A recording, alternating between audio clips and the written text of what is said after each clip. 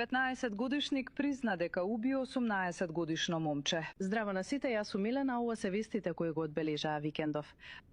19-годишник призна дека уби 18-годишно момче. Полицијата приведе осомничен за убиство во Сарај, за убиство кое се случило на 15 мај во шума во Сарај. Во полицијата пријавил таткото на осомничениот, откако неговиот син го признал убиството.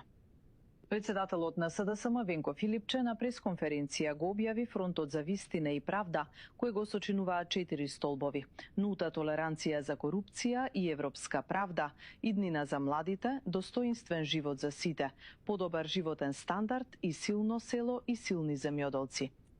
Јон Фрчковски, член на извршниот одбор на СДСМ, на пресконференција објави податоци и информации за нов корупцијски скандал на власта.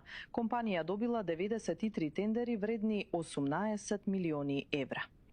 СДСМ објави дека открила бугарска фирма за која посочија дека е во сопственост на Максим Димитриевски и се занимава со трговија на големо со непрехранбени производи.